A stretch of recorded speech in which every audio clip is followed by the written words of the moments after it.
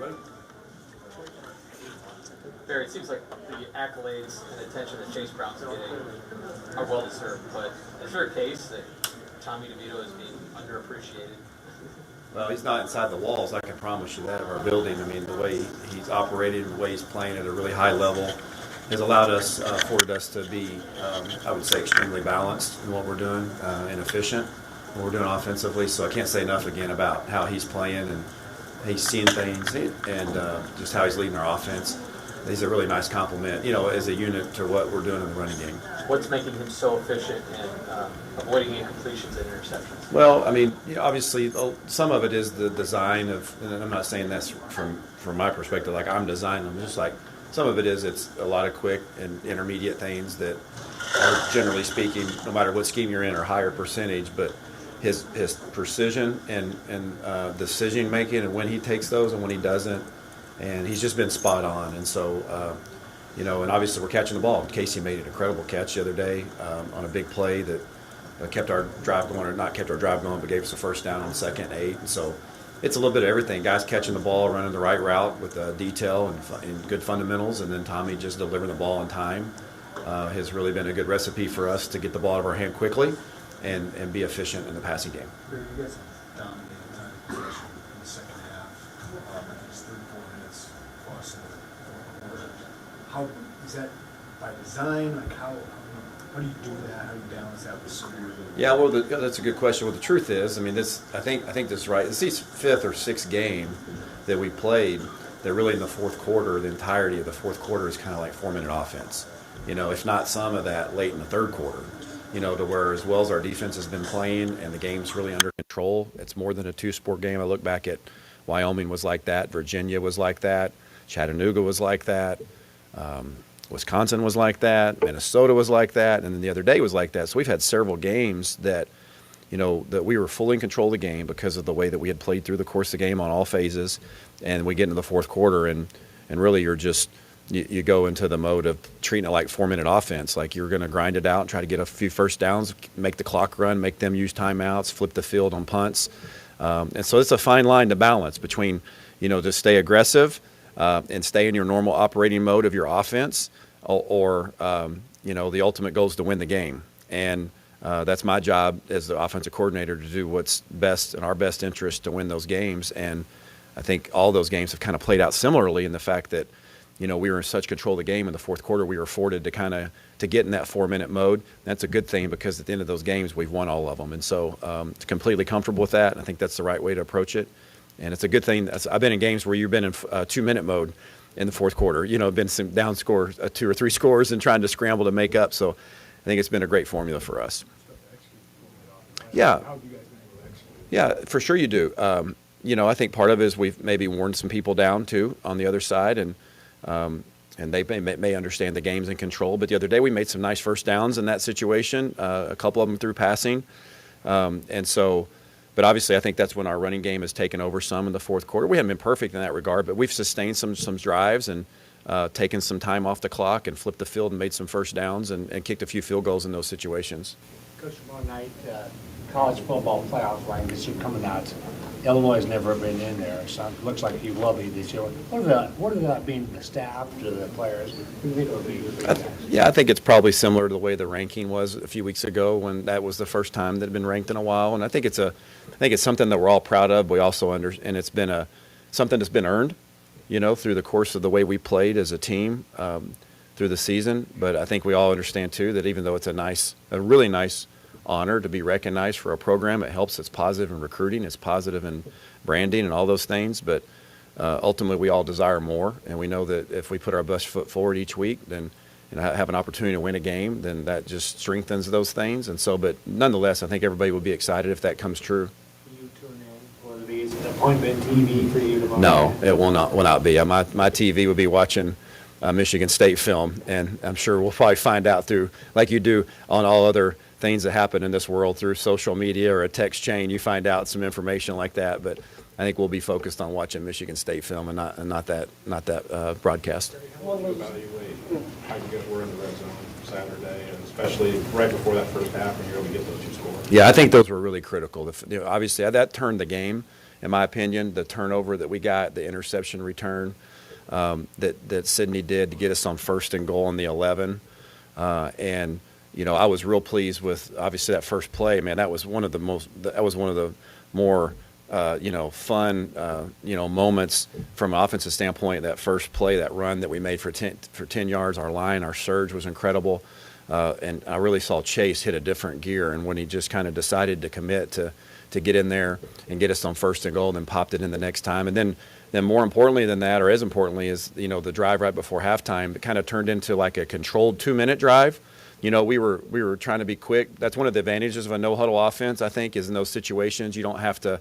We were still doing runs and then 12 personnel, some during that drive right before half, but it kind of unfolded like a 2-minute drive. And I thought we had a great deal of poise there, and to be able to punch that in the end zone. I think at that point in time, we really took control of the game. I think it made it 20-9, and their quarterback was out at that point in time. And I think we all felt like, we had gained control of the game. But those two particular drives were huge for us, and to get 2 touchdowns down there through execution, it was good to see our game plan, the time we spent practicing leading up to it really unfolded exactly the way that we had practiced it, and so did the one that led to the field goal as well. But those two in particular, I think that was a big breakthrough for us to be able to punch those in, and our players did a really nice job there. What have you seen on film from the Michigan State defense? Anything unique about them? Well, I don't know about unique to the league, but I see I've been really impressed with their physicality, the front. They have really good size and strength up front, and they'll tackle you. I've been impressed with what I see on the film from a physicality standpoint. I think this will be one of the more physical D lines that we played up to this point. And so really impressed with the way they carry their pads and play with leverage inside. That wheel route with Chase has hit a few times. What is it about that makes that such a successful play for you guys? Well, I think probably some of it stems from them being focused on him in the run game, so the box gets a little compacted. And the other one is just you turn on college football or NFL football on Saturdays and Sundays, you're going to see a variation of that to some degree from about every team that plays. Maybe not every team, but a lot of the teams that play. And it's just kind of been one of the staples for us in our passing game, and that we've had success with from day one since I've been here in spring practice and fall camp, and something that we've, kind of really, when we sat back in the self-scout through the break, when we had the open date, that was one of the concepts that we felt like needed to show up more for us, and certainly did on Saturday. It was huge for us, that we were able to hit those 2 different times. One of them, the first touchdown we had, the Isaiah caught was actually Chase out of the backfield as well. And actually we had an opportunity to throw Chase on another touchdown, maybe potentially on it as well. So it was a good concept, something that we need to continue to use, and that complement our run game. When you're designing that, are you expecting him to be that open? Well, no. You don't design them to do that. If that was the case, you would call a whole bunch more of them, right? If you knew you were going to build a design to get a guy clean like that. But just something that he's definitely a priority in the read, in the progression of things. And it just so happened that he popped the other day, similarly like he did the first play of the season or second play of the season against Wyoming. Very similar concept. I guess in regard to call it the arranged marriage with Tommy, was there a moment at any point in the spring or summer like you felt like that union, for the metaphor a little bit, was going to be a good one? After we went through practice the first few days, and he got more and more comfortable with the lingo and the verbiage of the offense, of communicating the signal and transitioning that to the offensive line. There was a period, I can't remember when it was, but about halfway through spring, where I could see how comfortable he was and what we were doing. There was maybe a decision he made. He pulled the ball and spit the ball out like just in a split second. And I was like, man, what, I was like, I think I asked him, he wouldn't remember this. And I just kind of vaguely remember the details, but it was like, what'd you see there? He said, well, I saw the backer kind of get his feet flat and just flipped it out there. And I was like, okay, there you go. That's good. He was talking the right kind of language, and you could just see that he was comfortable in what we were trying to do, in his background in a system, being in the gun for as long as he had been in the shotgun. I think he was just it was obvious that he was very comfortable being back there for us. So I think he just continues to get more and more comfortable as the week goes on, weeks go by, and I think he's got a great feel for what we're trying to do and how we're trying to play. Williams is pretty resilient for a smaller receiver. What makes him tick? What makes him keep getting back up after taking some shots? I think he's got incredible character. He's got a lot of depth to him. Not only has he got a great deal of talent, but I think it's been well documented the things he's been through as a player. I was actually quite fascinated and interested to read and hear about some of that as well. As a transition from a highly recruited quarterback to transitioning to a position that just basically experiencing what a lot of college players experience: a extreme amount of success in high school, their first real amount of adversity through a football standpoint usually hits them in the face when they get to college, and he kind of epitomizes that. He went through a great deal of that, and so I think that's really helped shape who he was or who he is. And so I think when a mistake's made, I think he's got a great deal of kind of a lot of in the reserve of memory and a lot of those perseverance and character to him. So I think that allows him to be able to bounce back from when things kind of have maybe not gone his way, because I think he knows that that's just a little flash in the pan, and he really has bounced back in those moments for us. Do you evaluate those mistakes, whether it's the fumble or the run out of bounds on the double pass, as just him trying too hard or you're trying to do too much? No, I put him in a bad position on the double pass. That I didn't think twice about that. I mean, but yeah, I mean, just not, trying to. I think that's just. I don't think it's about doing too much. I think it's just kind of that's probably a 1 in 1,000 deal. He's changing the ball in the hands, and the ball just one of those things. Sometimes the ball. I mean, you see it all the time in football. I mean, guys reaching out in the end zone, the ball drift. I mean, goofy stuff happens in the game. The ball bounces goofy ways. That's why it's shaped the way it is. And I just kind of, obviously it's a big deal. I'm not trying to sweep it under the rug to say, man, oh yeah, no big deal. I mean, we all know that we can't be putting ourselves in a position like that. But I don't really attribute to anything. I know that's something that, he'll address, and I think he'll learn from and move on. Is Tommy's quick trigger and his efficiency, has that allowed you to do different things as a play caller or more? Yeah, I mean, I think it just gives me an extreme amount of confidence that when I call something in the passing game, that the ball's going to be going to the right guy with a great timing, and I think our receivers have a great deal of trust in that. So I think it just gives, anytime you have a trust, and trust is a two-way street. He trusts me, and I trust him. I think that's a positive thing, and I know he's like any quarterback, any good quarterback. I mean, he wants the ball in his hand, and he made some great decisions the other day with the ball in his hand in the run game. I mean, he pulled down a couple of runs and on reads and shown that he's got the ability to do that, and he's a legitimate threat when he does. We don't want him to pull the ball a whole lot. We're trying to get the balls, to be direct runs and give the ball to Chase and Reggie and Josh and our backs, but he's got the ability to do that with his legs too. So he's just in total control of what we're doing offensively. That doesn't mean he's impeccable or is not making a mistake or two. I think, excuse me, there was a couple decisions the other day that he would like back that. We kind of got a weird look on one of we threw a bubble out to Hank, and to be honest with you, the defense gave us a kind of a faux look, a little bit of a false read. That would be one that maybe he would want to have back, but out of 25 plays, 20 to 30 plays, he's making decisions, man, he's pretty spot on, and it's been pretty impressive to watch and follow as his coach.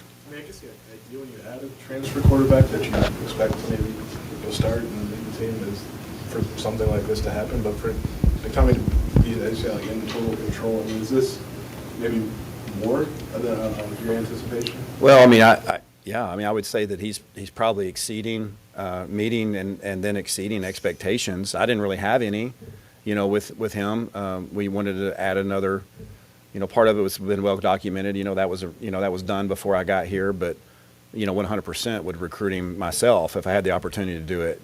And I mean, that's kind of an obvious statement. Now, if we see what he's playing, I mean, I'm not really going out on a limb there to say we would recruit him all over again. But, you want to when you bring guys in at all positions, you want them to add depth, right? You want them to add competition, which he did, we clearly did. And then you would hope that, I don't think we ever bring anybody in with the idea that they're going to win the job or got to be the guy. But you want, obviously, every guy you bring in, especially an older player, you want them to impact your roster instantly. And I think we can't say enough about how Tommy's impacted our team with the way he's come in and taken control of it. I don't know if you knew what you were going to get out of Alex Postrom. When you got here, moving to center, how is he playing now compared to what he was at the beginning of the year and what he was in the spring? Yeah, he just keeps getting better and better. And I tell you, life's tough in the trenches in the Big Ten. And he's playing against some really good people, some physical people interiorly, and just continues to play with poise. Spends a lot of time with Bart on his own. Always wanting more knowledge, and he captains our ship up there. I mean, shoot. I mean, I was really impressed with how we had one pre-snap flinch the other day. I think it was the second series we had. We were backed up. It was loud. I mean, it was loud. I was really impressed by the environment. I thought we did a great job of preparing our guys for the environment in practice. I don't know if anybody lived within a 5 square mile around here. They got used to it too, probably, but. We one of the things we wanted to do is have poise in that noise, and I thought we'd handled that really well. And he, in particular, I mean, that's a great deal going on. He's communicating, he's making calls. I mean, the crowd's going nuts on third down. He's got to listen to Tommy and the snap count, and I think he just handled it really well for us. And that was a big part of our game on Saturday.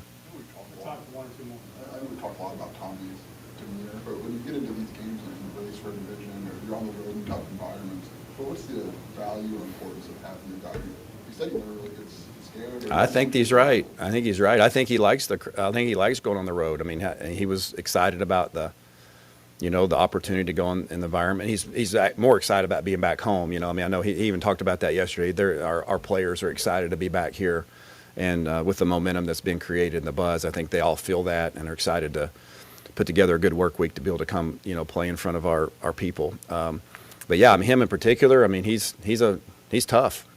He's tough. And he's confident. He sets a strong jaw and he goes to work. He doesn't let mistakes rattle him. And obviously he's got to continue to be at his best for us to go win on Saturday, playing a good defense and a good football team and a Big Ten opponent. I mean, but man, we've talked a lot about him today, but I think that's all merited, to be honest with you. Your only turnover over the last 2 weeks. How have you guys been able to minimize those after the start of the season? Well, yeah, that's a good question. I mean, I think fundamentals, focus on it. I mean, I think everybody heightened sense of awareness to understand, how important taking care of the ball is. And I think we kind of documented that earlier in the year, that each one of those earlier in the year was kind of all different, I mean, the Indiana game was kind of some misfortune in some ways, a few different ones. But since we've really leveled off in that area and continue to take care of the ball, which will be critical in a Big Ten game coming here on Saturday, you got to take care of the ball. We win the turnover battle like we did on Saturday. That's a good thing for our football team. And we, obviously, as well as our defense took it, we did a pretty good job of protecting it. Besides the one, which was a huge one. And but our defense bowed their necks like they've done all year long, and really, stymied that. Thanks, guys. Okay. Yep, appreciate it.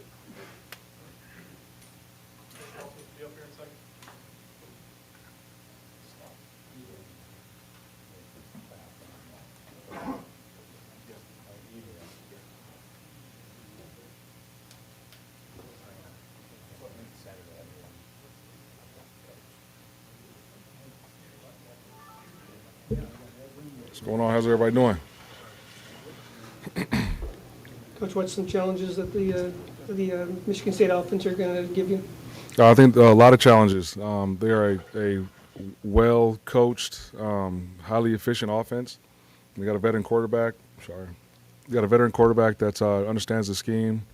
He gets the ball out on time, and they give him concepts where he has to go through his reads. It's not like an RPO offense where you're reading one guy and throwing it to one receiver, depending on the reaction of that defender. He's reading his keys and seeing the defense, and throwing the ball to the right guy. And he's got guys to throw it to. Those two guys on the edge are in my opinion, the best combo of wide receivers that we'll have faced so far this year.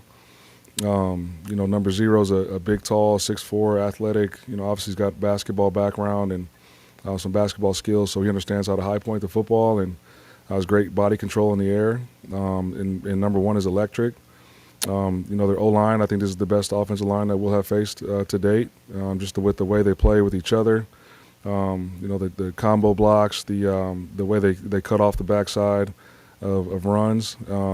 Physical running back. I mean, you look across the board, and they've got guys at every position, and they're well coached, and they got a good scheme. Ryan, in the second half, you guys about 17 points. What is the key to that? Is it did you throw it out at adjustments, or is it guys just feeling the game? Like, how have you guys been able to be so good in the second half? I think it's a combination of both. You obviously get offenses that have their script and their designers of the week that they throw at you early, and once we sort of have weathered those storms and seen like how this is how they're trying to attack us in the run game. These are the type of routes we're seeing in the pass game. And the ability of our guys that are playing to regurgitate what they're seeing on the field and that be accurate information, coupled with the guys in the box, relaying information down and then making those minor adjustments or saying, hey, when we're in this set and we're in this coverage, these are the type of plays we're getting, and so to be aware of those, and then so you go back at halftime, you reaffirm the things that you've been talking about on the sideline in between series.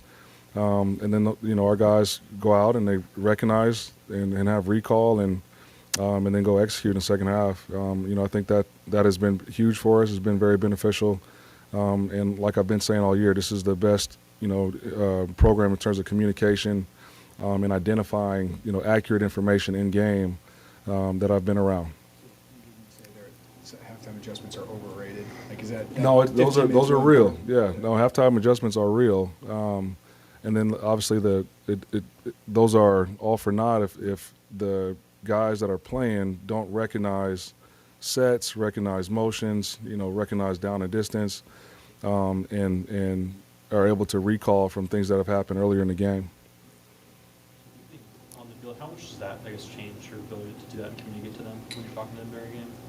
Obviously, being on the field, it's a lot easier to go, sit in somebody's face and talk to them one-on-one. But at the same time, I try to let our staff talk to each position group. Like, that is, in my opinion, that's their time to get those corrections. So usually, I'll try to walk away from the defense, right after a series and kind of go through what has happened with the guys upstairs. And then talk about the adjustments while the position coaches are drawing it up or relaying that information to their position group. And then I try to get a feel for what is happening during the game. And then if there's something that I need to specifically talk to, a specific person or a position group, I'll go do that after I've calmed down from the previous series. Those designers of the week, how much do you kind of pour into those versus just kind of assuming the teams will be who teams are there for a week, if that makes sense? Yeah, I mean, obviously, a team can't scrap who they are from an identity perspective, especially with a week's worth of preparation, right? Like, you usually get more designers in a bye week, and we definitely did, going into the Nebraska or after watching the Nebraska game.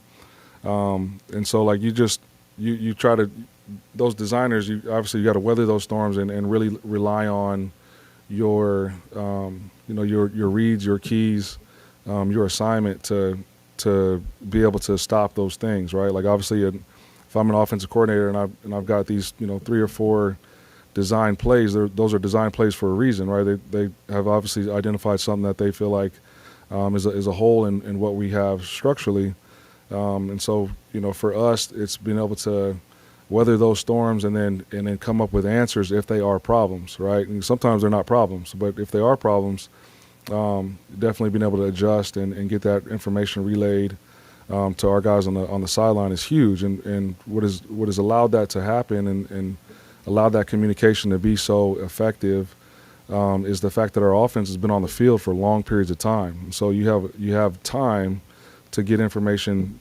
corrected, to get it adjusted, to get it taught. And then for the kids to get it, the players to get it learned and communicated. So, that is our halftime adjustments and our in-game adjustments is just as much, a beneficiary of what our offense has been able to do on the field. College football playoffs rankings are coming out tomorrow night. Illinois is going to be in there likely for the first time in school history. What will it mean to you and the staff and the players, do you think? Obviously, like we've said, once we started sort of being talked about on a national stage, like it feels good. Like it feels good to be recognized for the work that you put in, and for our guys, it's I'm proud of the product that they've presented up to this point. But at the end of the day, like we still have goals, we still have things that we're trying to accomplish, and so the focus is not on the ranking, and it's not on hey, this is the first of first, and we haven't done this in a long time. Like those are all great, and it's definitely something to be proud of in the moment. But at the same time, we got to focus in on Michigan State right now, because our focus is just going on 1-0 this week, and that will remain true until the end of the season. This show's on like 6 o'clock. Will you take down your white shirt now? No, not at all. How would you describe what you're getting out of Seth Coleman week to week this year? Yeah, I mean it's huge. Like he is doing his job, and he's doing his job at a high level. Even though he might not have like the sack numbers, like he's responsible for a few turnovers this year just because of his length, his ability to get to the quarterback and affect the quarterback. Our pass efficiency defense and our interceptions and all those things are not just a result of how the secondary is playing. That is a team effort, because quarterbacks are rushed, right? Like we have seen backup quarterbacks multiple times this year, and when the ball is floating in the air, that's a lot easier ball to catch than a quarterback stepping into a throw and trying to make an accurate pass. Defense plays with an edge and physicality, but your secondary especially. How do you foster that without letting it get out of control? Obviously, I think it doesn't get out of control because guys, they want to win games, right? And if you're, I'm sure you guys have heard Coach B say it. Penalties, mental errors, and turnovers. Like penalties is number one on that deal, and so you got to play within the confines of the rules. Otherwise, you're setting yourself up for failure, and that is one way to lose games, right? And so, if our goal is to win games, like you want to play with an edge, absolutely. Yeah, you want to be physical, absolutely. You want to be able to impose your will on your opponent, absolutely. You want to make the game personal, absolutely. But at the same time, it's all within the realms and the confines of the rules and of playing the game the right way. More often than not, you've been able to take away the opposing team's, or at least limit the opposing team's best player. What's that process like during game week that leads to that? And do you have to change a lot from week to week? We haven't really changed in terms of schematically what we're doing. We might have tweaked matchups, right, to make sure that who we feel like is our best matchup against their best matchup. Like we try to do those things and try to identify like, okay, this, like last week, right? Number 3 was obviously their best wide receiver. They like to stretch the ball down the field with him. The explosive plays came through him. And so we put Spoon on him. And when he was out on the edge, and Quan covered him while he was in the slot, and I guarantee you Kendall knew where he was at when he was in the post. And so you pay attention to those things, and you identify what would set you up to be successful or give you the best chance to have success. But at the same time, like I feel like we're confident enough in our players. Like we have good players here. I think that kind of gets lost sometimes. Like I was joking with the defensive staff before the game. Like I'm confident on game days because we got players. Like we got good players. And so as long as we're not putting them in positions that are compromising in terms of what their run responsibility or their pass responsibility is, then we've got trust in them to go be who they are and to go make plays. Offense sometimes goes into 4-minute mode in that fourth quarter several times this season, just having the lead, knowing all they got to do is flip the field and give it to you and your defense. You guys take pride knowing that it ultimately will come down to you guys in that fourth quarter when they do ultimately do that? Yeah, I mean, we take pride in being on the field and playing the game, no matter what the scenario or the circumstance is. I do feel like we're playing a really good team football right now, complimentary football. We get a turnover and put it in the red area last week, and they scored a touchdown like right now. We had a mishap and turned the ball over, and we gave it back to them right now. And so, all those things kind of go hand in hand. I talked about earlier being able to adjust on the sidelines is large part because of how our offense is possessing the football and moving the chains. And so, that is the beauty of what this culture is, what Coach B has his vision of family. Like, that is real. Like, I've been at places where people preach family and preach togetherness and camaraderie and culture, but we live it. We live it every day. We have since Coach B took this post, and that's just another microcosm of that. Like, this is a family, and we play off each other, and there are no egos. You can't have egos, right? If your head guy doesn't have an ego, then there, I don't care if it's your coordinator or your position coach or your best players. Like, there's no ego, so nobody cares who gets the credit. We just all understand that we're trying to do whatever it takes to win games, and however that happens, it happens. But that's the ultimate goal. Are you at a place now where you expect multiple interceptions per game? And how much has that become what you guys do? It is an expectation to get turnovers. Whether they're sack fumbles or a fumble or an interception. It's neither here nor there. But I will tell you, the secondary thinks okay, that's what we do. It's what we expect. But a lot of that is dictated on what type of offense you're playing and how many opportunities they're going to give you. But our guys have done a good job of setting the standard, setting the expectation, and trying to live that expectation week in and week out. Did you know when he got here that C.J. Hart was going to be such a versatile player for you from a responsibility standpoint? Because he only played one game last year, so we didn't get to really see him. We had an idea. There's a reason why we brought him in, right? You do the film study and going all the way back to his high school days and see who he was or is as an athlete, and how does that fit within the confines of your system and your scheme. We don't bring guys in just to create depth or add bodies to the locker room. Like, we bring guys in because we think that they can play, and he has done that and more because of the way he's prepared and because of his work with tanking those guys in the weight room. Along that lines of the family, the ego thing you were talking about, it seems like your guys have bought into, whether it be the messaging from you and Brett or the coaching. Why do you think that's happened as profoundly as it has and so quickly as it has? I think it's happened because it's genuine, right? Like, it's easy to put a slogan out there, but if you're not living that and that's not who you are, you're going to see right through that as a program or as a locker room. But because it's genuine and because it's authentic, it's easy to be consistent.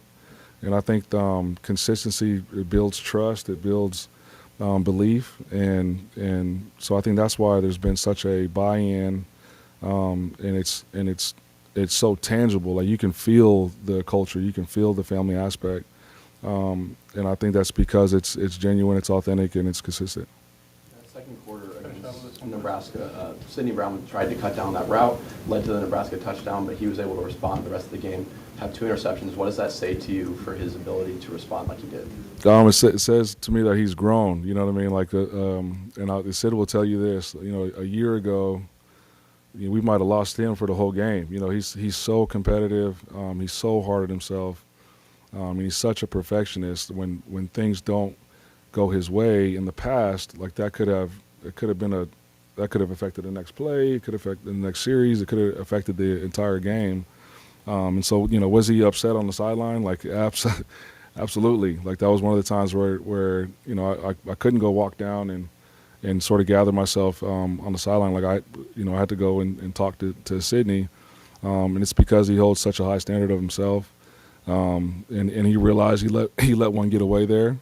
But to see him sort of log the information, snap out of it, and then go play what I think was his best game to date. Like, since I've been here, this is the best that I've seen Sidney Brown play, just with his effort, his attention to detail, making game-changing plays, and his physicality, and having all that be after a play where he got his eyes in the wrong spot and got beat is huge for me, because it just shows growth, and that's all I'm trying to do is help these guys grow, both on and off the field. And I think Sidney is a prime example of that, and just guys that are buying in, like we talked about, to the family culture, and really are pushing themselves to play at an elite level. And I think Sidney Brown is definitely doing that. Yeah, appreciate you guys.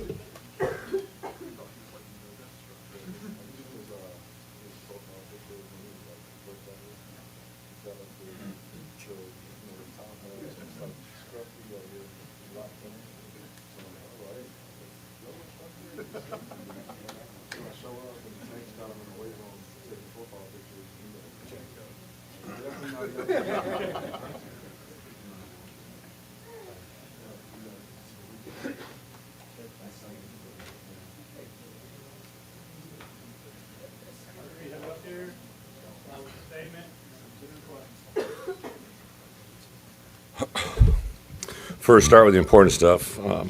Wish a happy birthday to Lauren Tate, 91 on Thursday. This is hope I make it to Thursday. I hope we make it to 81. You're at 91. I'm good. I do want to say just thanks to our fans that traveled to Nebraska. I didn't get a chance to say it in our post-game presser. There's a good amount starting on Friday when we arrived at the hotel to when we walked through the hotel to the bus ride riding in, and, of course, half the game, the way they kind of surrounded down in that corner was pretty cool. And with that, a special mention for this week. Obviously, we're getting closer and closer to a sold-out situation. I've been told there's a couple thousand student tickets and as well as regular season, regular admission. So the more we can make that place get crazy. And then, obviously, I'm not one to look ahead at all as well, but the Purdue game will be a senior game and our last home game of the season. So, anybody that wants to get into that mix, we'd love to have you here with us and put a huge emphasis on that. A couple medical updates. Josh McCray, I think, he was cleared for the game. A lot of you asked a question. I think coming out of it, he felt good. Talked to him last night, so he'll have a full week of preparation, feel good where he's at. A couple of our tight ends, Mike Marcase and Tip Ryman, both should be cleared and with us here midway through the week to get where they need to be on Saturday. So from a pure medical standpoint, should be full go on Saturday for Michigan State at 2:30. Excited about that, where they're at. It continued to see just a lot of good things coming off the field, probably here in the last 24, 48 hours between Bret and I. I've had several people from national awards. I've had a lot of guys on these award lists, right? So I've developed personal relationships with people that are involved with these and the things they're saying, the questions they're asking. To have 4 players up for national awards, obviously Chase for the Heisman just in the last, literally last 24 hours from ESPN and other groups that promote and organize that award, reaching out for information, footage, verbiage. It's a positive sign in the right direction. So Chase Brown for Heisman and every other award, I'd scream it as loud as I can. I think he's playing at an extreme high level.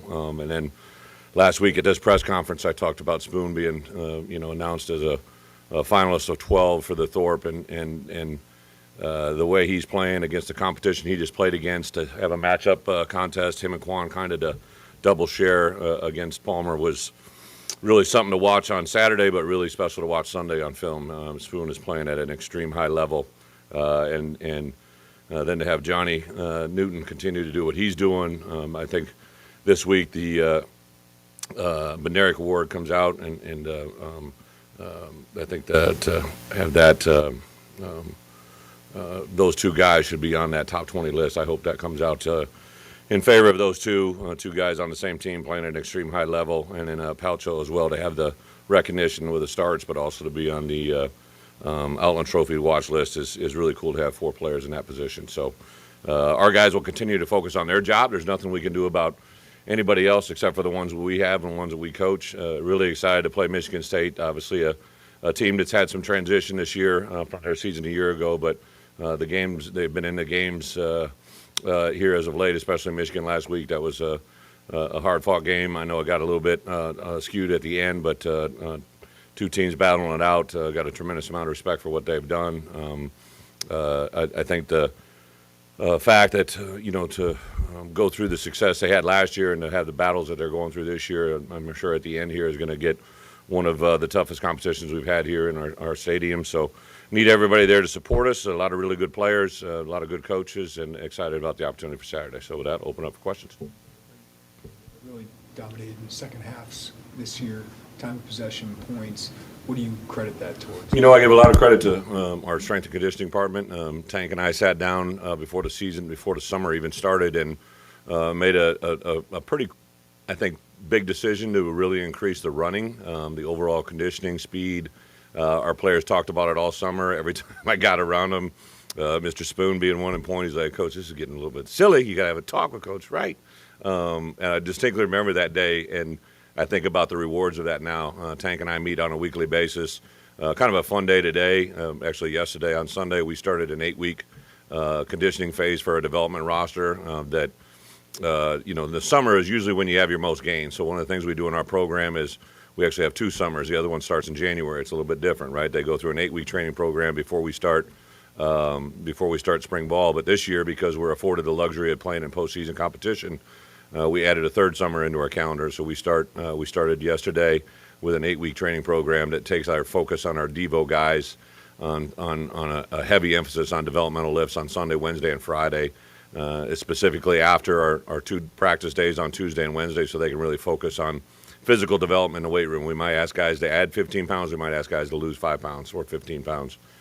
So I think that has a big part of it, what we did during the course of the summer, and then just the way our guys prepare and the way they take care of themselves. One of our last things when we walk out the door, we talk to them about a variety of different things, but they have to basically put the team first walking out the door. So it's the last thing we talk about when they come in the building is put the team first. It's the first thing we talk about when they leave the building. And by that, it may mean, that if you're a guy that's had hydration issues, you need to hydrate more during the evening and before the building, before you walk in on Tuesday morning's practice tomorrow.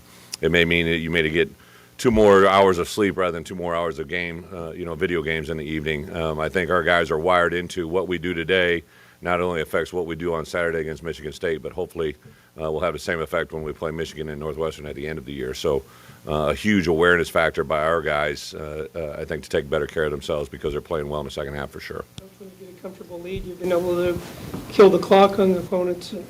Is there a point in the game where you have that conversation with Coach Lunney and give him your guidance on maybe slowing things down a little bit and running some clock? Well, it comes up in every game when you're ahead, right? Like, I watched the game unfold Thursday night with a very good friend of mine, Dave Dorn, is the head coach at NC State, and I flipped on the game, and I believe the game might have been 21-3 or something like that at the time, and they came back and won it 22-21, and there's a saying that I preach about all the time to our players, right? More games are lost than won, and I think for me as a coach, I've learned early on in my career that there's a lot of times where games could be won, but instead they're lost from critical errors, coaching mistakes, game management, and I really think that for me, I would say, in this game in particular, after we got a 14-point lead, I felt fairly comfortable that they weren't going to get 2 scores on our defense. So we may talk, in generalities about slowing down the clock.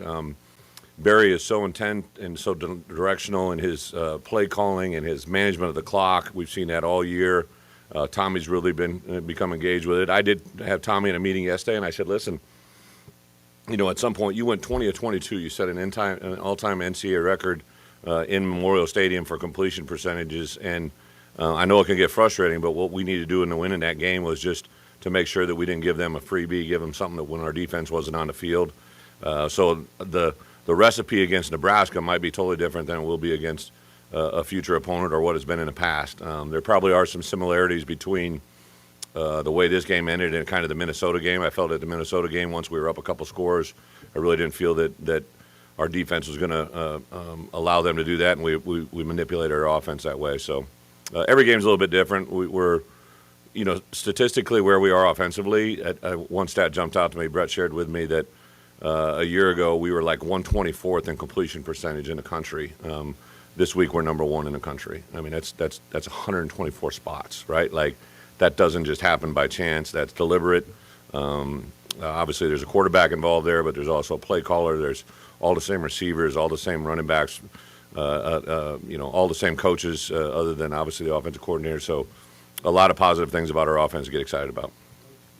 On Tuesday, the college football playoff standings come out. No, And I heard that. You'll probably be ranked for the first time here. What's that mean to you, program-wise, for the staff, the coaches? What's it mean? For me, it's awesome, right? But I think what it's great for is the University of Illinois. I think it's great for our fan base. For Josh, for the people that have been here through all that stuff, for our players. I saw a great quote from I don't know if it was Sid or Chase, but one of them asked about the value of where we're at right now, and he said it's a lot different than my freshman year, right? A lot different, and you should just enjoy the moment. I thought it was incredible. Sid got interviewed on the field right after our game, right? So here's a guy that just had 2 passes picked off, played a pretty complete game, and the reporter asked him, what it would mean to win the Big Ten West, and he said, our work's not done. We still have a lot of football in front of us. it just goes to show the demeanor of our football team. I think our team will be enjoyed being talked about, and it'll be awesome to speak of it, right? But listen, we're into Michigan State. We're into what we can do. We want to play Michigan State as strong as we can play them, right? And let the cards fold as they are, and then we'll get into another game week preparation here against Purdue. But I get the question. I think it's awesome. But again, it's just part of the process of what we're on. 6 o'clock, I think, tomorrow night. Will you take the second to watch, or no? No, I mean, I won't watch, but I'm sure I'll find out. Like, Brett literally updates me in a minute on anything that we need, and I'm sure that with the anticipation of that, they'll have something prepared for me to send out, right, like whatever we ranked at. The only derivative of that is recruiting. It really, truly is. Wherever we're ranked tomorrow night, hopefully is just a start of where we're going to be ranked. It's a great part to be a part of, but by no means is it the end. And so Tuesday night is a big recruiting night for me. I'll definitely, at 7:30, 8 o'clock, I usually sit down with Pat Hamilton and we go through whatever host of players we're projecting for next year's roster. I'll go through and watch them all, and that's what I do on Tuesdays. Would you like the 12-team playoff this year? You want to talk about the playoffs? I take it. I think anything that incorporates as many good teams to play in the college football playoffs is a good thing. I remember when they first started coming out, I think, of my 7 seasons as a head football coach at the University of Wisconsin, I had a news outlet reach out to me and said that, 3, probably 4 of my teams that I was a head coach of might have made the playoffs, right? And I mean, that didn't do me any good, right? But I think the fact that it's being written about your program and the dividends of that is worth its weight in gold. Along those lines with Sid, it seems like we hear your guys talk in a lot of the same ways and in the same terms that you talk, and they talk about the coaching. How do you feel like you guys, as a coaching staff, got that buy-in so quickly to the level that you have it at? It's a great question. I did say early on to our coaches, like when we go into staff meetings, I would say every conversation you have with a player is building a relationship, right? I don't care if it's hello in the hallway. I don't say if it's goodbye walking out the door. If it's a coaching point in the classroom, if it's a coaching point on the floor or on the practice field. If you're a defensive coach, if I'm Andy Boo and I say something to a guard that blocked one of my linebackers in a positive way, I don't ever want my coaches to coach the other side of the ball negatively, but they can coach all they want positive-wise, right? Like, so every conversation they have, you're building a relationship, and I've said that literally from day one. And for me, the greatest indicator of coaching is when not only do your players regurgitate what you say, but your opponents back up what you say, right? So I've made a habit the last 4 weeks of incorporating usually what a head coach says about who we're playing, right? They'll say this about us, or they'll say this about the way we play, and then it's even verified further by what they say on Sunday. So I might be odd in that regard, but Brett literally sends me the conversation or the media quotes from our players, coaches, and players to kind of help me build those things. And then I'm not kidding. I was sitting there Sunday night or Saturday night. We got back about 9:30 or so. I was able to put my girls down. Sitting down. My wife loves to watch the Final Drive on the Big Ten Network, and to hear Sidney say that, I hadn't seen that, right? Like he looked like out of a movie, sitting there with the hair flowing and the headband, and he literally took that. I couldn't have said it any better, and I don't think he was making it up. And then just the added verbiage on top of that, I saw where Ryan Walters said that when he first met him, he didn't know if he's a yoga instructor. Like, I thought that was just priceless. I think our people are having fun with one another. The interaction between our players and coaches is at a level that's unprecedented for me.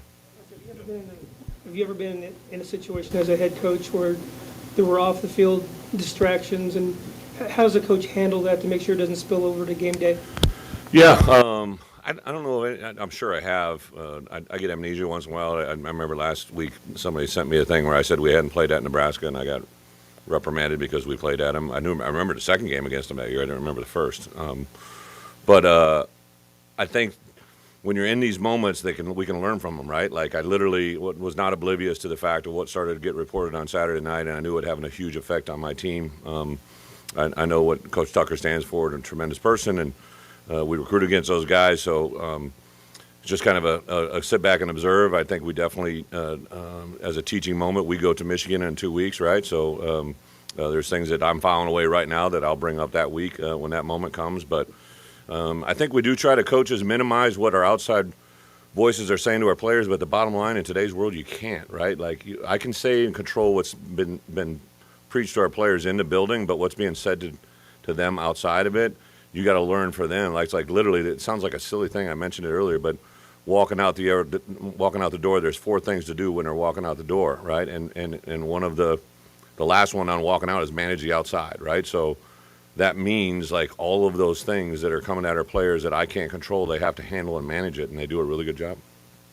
Isaiah will evaluate himself off of Saturday, where he did so many special things and a couple of things he probably doesn't ever want to do again. Isaiah Williams? Yes. Yeah. Well, Isaiah, it sounds silly, right? But, I mean, he's really, truly a year and a half into playing wideout and at a high level. I don't know if I remember any play at this point in his career where he had that same exact moment where he's trying to put a move, open space, loses control of the football. All I did is I just hugged him walking off, said, hey, need you back. I think we point out the positive things. When he's turned his routes into speed, he's outrun everybody on the field. I'm going to tell you, Chase Brown deserves the Heisman for a variety of different reasons, but what he did on that first scoring drive where he slowed down and bumped, like if you're an NFL coach, right, and you want a running back in your program, to show Chase Brown slow down and bump the initial defender just enough so he knew Isaiah could outrun him, and then he took off and ran for the second one, that's like unprecedented. Like I promise you, I love Corey Patterson. I think he's a great running back coach. He's never read a double bump, open space blocking drill, right? Like that's just pure instincts in a football player. I want to take that plug there, but Isaiah, he learns off of everything he does. I know Sunday I grabbed him and said something. The best is yet to come for him, so I'm excited for him. Tommy is kind of just in total control of what he's doing offensively. When did you get a sense of that? Was that an immediate thing, like Tommy walks in the door and he's in control? Well, I would say there's great indications literally from my first phone call on. I'm a big believer in first impressions last a lifetime. I remember my first call with Tommy. I remember the first time I watched his film. I remember our first practice together. I remember being in his home for the first time. He's just so he's engaged with getting better. He's got a good personality. He gets pissy when it doesn't go right, and he's kind of mad at himself, but he'll get mad at the situation too. He's demonstrative. I would tell you the thing that was really cool, I believe, was the first touchdown drive. Obviously, Isaiah took a catch and run for about a 4-yard pass play and turned it into statistically a 45-yard plus touchdown play. And the way the 2 linemen ran at Tommy, like you don't do that if they don't love your teammate, right? And Tommy has a tremendous effect on our locker room. Statistically, now I saw today he's getting one of the Elite 8 for the Danny O'Brien this week. He's one of the best quarterbacks in college football in their eyes. For me, he's one of the best I've been around, and keeps getting better every week. When you win the Big Ten Coach of the Year award, where is it going to be, in your home or your office? I'm just going to try to win on Saturday, and anything that happens as a byproduct of that is a good thing for everybody. Pat Bryant injury-wise, or was guys like Casey just doing so well that George wanted to roll with them? Yeah, no, PB has been probably one of the most impressive players on our roster, to be quite honest.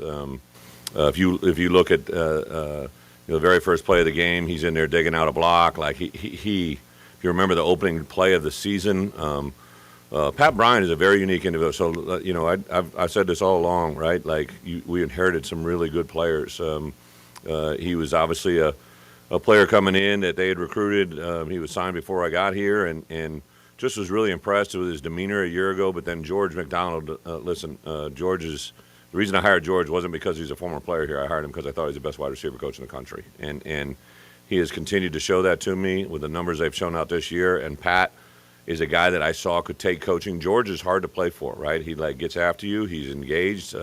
He pushes you to make you better every day. And Pat just buys into it 100 times over. He's made some big big receptions. He's made some incredible blocks. He does a lot of selfless things. But I think as a whole, when we kind of, to your point, when we got into some maintenance with the clock, I said, let's just rotate our people through. I don't need 14 guys. I don't need one guy to take 14 plays in a row. Let's keep them fresh on the perimeter. We're running the ball. We're in short-term passing game. Let's be smart about what we're doing. Let's win this game and get on to the next. One more after this. Some of the biggest game-changing plays this season. What's changed from kind of a slow start to where he's making as many big plays? Confidence is a very, very powerful tool. And you know, Seth last year, I think he saw himself as, you know, OC to Isaiah to me. And Zeke was doing some good things as well. And then really this year came in with Zeke and Isaiah as being the two main guys. And then obviously Gabe's come onto the scene. But Seth has kind of been the alpha in that room. And then especially when Zeke went down, Zeke, fortunately as well, had surgery on Monday. And incredible results. So we're excited about where he is recovery-wise. But Seth, I think, is really, again, I give Kevin Kane a lot of credit. Kevin has poured into him. He's really taken a leadership role over Gabe. And really, Alec, you know, Alec's the next most played outside backer. And Seth's kind of the old head in the room, even though he's kind of a young player. He's been engaged. He's super intelligent. He has really good length. He has good sudden burst. There's a little play, and it's not a little play. It's a game that kind of almost changed the game. So when their quarterback got hurt, he was on a loop stunt inside. So when we're rushing the passer, if a quarterback's throwing the ball right-handed, right, he can throw here, he can throw there, he can throw over here. You do what we call mirror the throwing hand or match the hand.